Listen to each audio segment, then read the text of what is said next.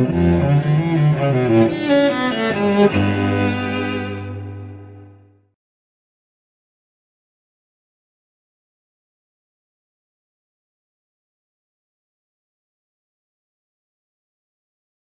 New Zealand Police of Oranga Tamariki, Child, Youth and Family then, and of the judiciary and our politicians that ran the Organised Financial Crime Agency of New Zealand. What happened was my ex-wife married an international Vietnamese drug dealer, and he attempted to kill me in 2014. So I jumped on a plane and I went and got some help after I'd gone to the New Zealand Police on the North Shore to explain to them that drug dealers with firearms was living around my two children. I also went to Oranga Tamariki. I realised very, very quickly that I was going to get nowhere. So I jumped on a plane and I went and recruited some exclusive experts in the field of drugs, Thai narcotics, people that run the country of Thailand, Vietnamese intelligence, French intelligence, and as many people as I could get from who were ex-Duntroon Military Academy. And I asked them for help, and they told me that I was dealing with an international criminal gang. So these people were bringing drugs into our country, harming our society. But what people do need to understand, and I thank the Guardians of Innocence people to invite me here today, is the most profitable business for an international criminal gang is drugs. The second is human trafficking. Now, in New Zealand, we are so innocent pack of pussies that we do not get it. International human trafficking is a major business. It's $1 billion business. And if you don't think it's going on here in New Zealand, well, just turn the other way when you see your friends smoke a pipe. So, in getting involved in this, I spoke to some of the top policemen in the country. Mr. Gary Davey, your area commander. Sergeant Simon Cunningham, the bloody crook. Lindy Lorne, who fabricates evidence to mislead the court. Kerry Kay, another crook who was originally a detective and area commander for the Mr. Asia drug syndicate. And I listened to this young lady just before, and she was hoping that these good policemen might wake up and take the right side of the horse. But by law and by their employment contract, they must be fair and impartial. And they're not. They're siding with the state. They're siding with their criminal organisation, Oranga Tamariki, and men and women are standing up to the New Zealand police to stop uplifts in Hastings like Jean Tahuya. Now, what are these New Zealand police officers doing? You need to get the sack, because if you'd worked in my engineering company in the security field, I would have slung you out at the door, no problem. Now, what we've got to understand is that Oranga Tamariki is the most lawless, criminal, corrupt organisation in this country. Funded by our taxpayers' money, and they're using that money to abuse our children. Now, I try to stick to the facts. Welfare and safety of the children is the first consideration in paramount. Care of Child Act 2004.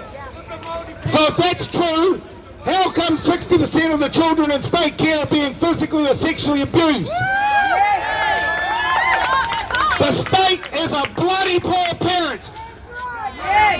And yet they shit on the parents that are trying to protect the kids. I happen to be one of them. I've been in the family court for 7 years. And those lawless mongrels are out of control. And we need to stand up to them because the judiciary is protecting the state. And that's not what they're supposed to be doing. They're supposed to be independent. But of course, who is the monitor of the judiciary? Themselves, the New Zealand Law Society.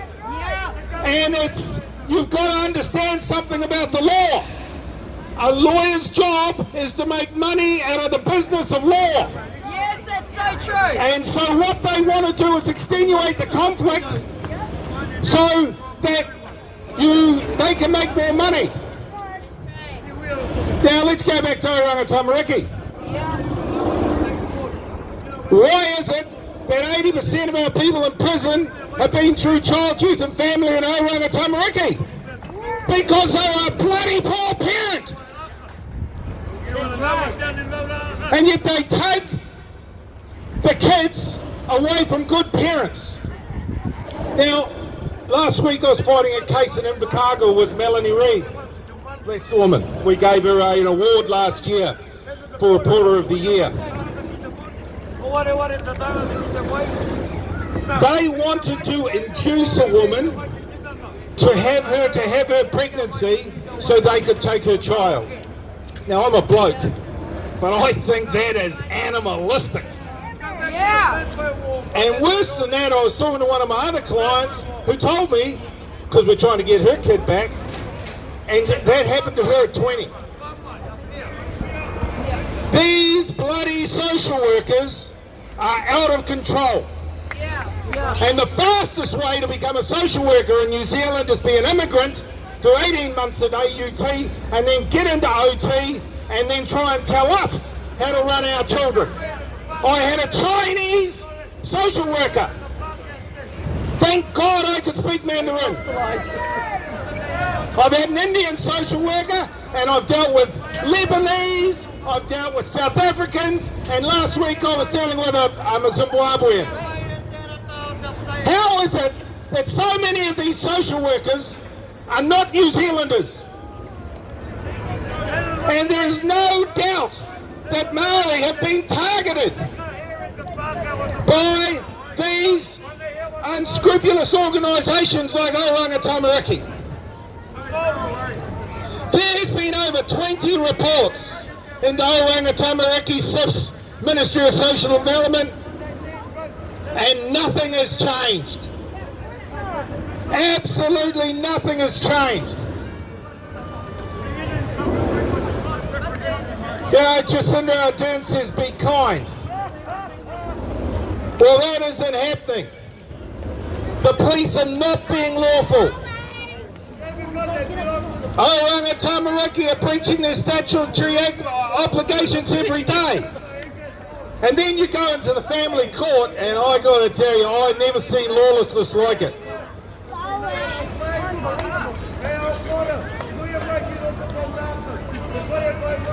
You know, I'm just a simple Kiwi fella, and the one thing that has really rammed home to me in the last year is Lake Alice.